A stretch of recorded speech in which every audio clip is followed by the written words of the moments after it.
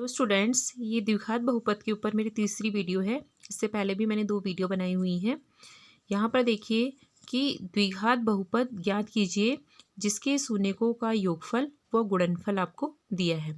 शून्यकों का योगफल जो पहले दिया है -1/4 और शून्यकों का गुणनफल जो बाद में दिया है 1+1/4। ठीक है, तो वह द्विघाती बहुपद आपको ज्ञात करना है। अब यहाँ पर देखिए कि कई लोग द्विघात लिखते हैं, कई लोग द्विघाती लिखते हैं। द्विघाती लिख लेते हैं, चलिए हम इसको। तो द्विघाती बहुपद के शून्यक माना हम क्या मान लेते हैं, अल्फा और बीटा।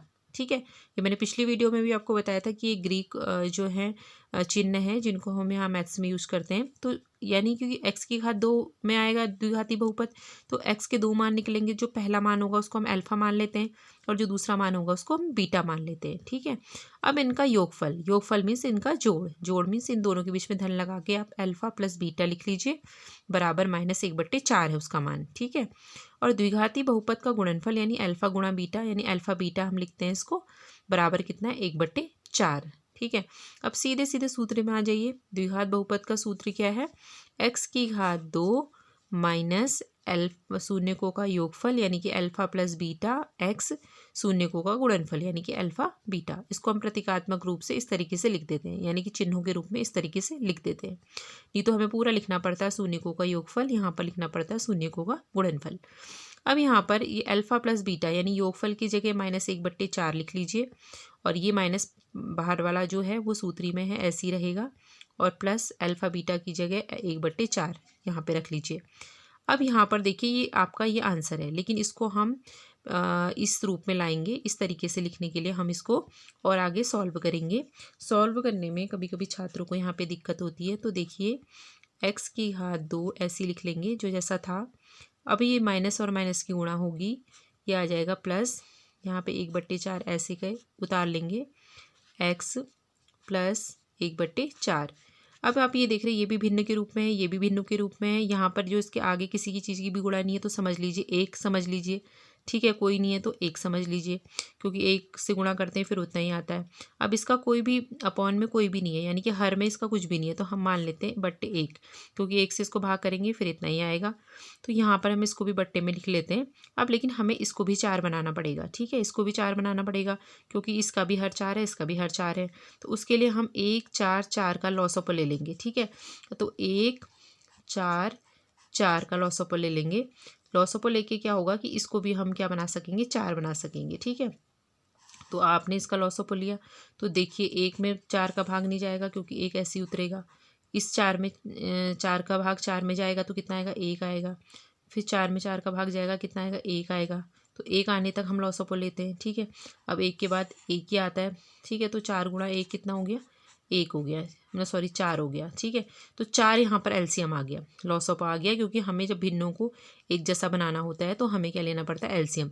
यहाँ पर तो मैं उस तरीके से भी दिखा सकती थी आपको, लेकिन मैंने यहाँ पे सॉल्व करके आपको दिखा दिया कि यहाँ पे आपको 4 लेना है। ठीक है, अब यहाँ पर इसको 1 को 4 बनाने के लिए क्या करना पड़ेगा, 4 से गुणा करना पड़ेगा। ठीक है, तो 4 एकम 4 हो जाएगा ये। ठीक है, और ऊपर भी 4 से आप इसको गुणा कर दीजिए, क्योंकि 1 का कोई मायने नहीं है। यहाँ पर हमें क्या बनाना है, हर को भी 4 बनाना है, तो इसलिए हमें अंश में भी करना पड़ेगा कि ताकि कोई फ़र्क ना आए।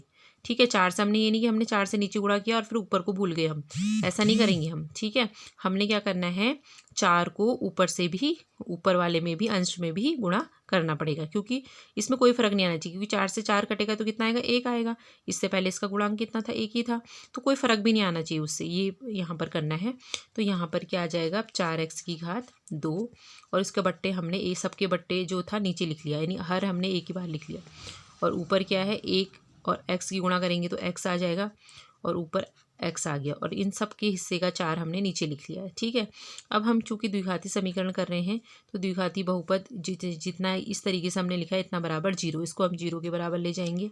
ठीक है, 0 के बराबर ले जाएंगे तो हमें क्या प्राप्त होगा, 4x की घात 2 प्लस x। इसका स्टैंडर्ड जो रूप होता है, मानक रूप होता है, हम इस तरीके से इसको लिख लेंगे। तो ये हमारा फाइनल आंसर आ गया, क्योंकि 4 से 0 की गुणा होंगी तो 4 आ गया। तो ये इसका मानक रूप है। द्विघाती समीकरण का मानक रूप क्या होता है, 1x की घात 2 प्लस bx प्लस c बराबर 0 मान, ये इसका स्टैंडर्ड समीकरण होता है, मानक समीकरण द्विघाती। अब देखिए बिल्कुल सेम उसी तरीके का है, ए की जगह 4 आ गया, बी की जगह यहाँ पे 1 मान लेंगे, सी की जगह यहाँ पे क्या 1 है। तो इस तरीके से हम इसको लिख सकते हैं, ठीक है। अगर हम वापस इसको इस तरीके से बनाना चाहें तो हमें क्या करना पड़ेगा, पूरे पदों में 4 से भाग दे देना पड़ेगा और तो फिर हमें यही प्राप्त हो जाएगा। तो हमें लेकिन इसको स्टैंडर्ड समीकरण के रूप में लिखना था, तो इस तरीके से हमने ये किया।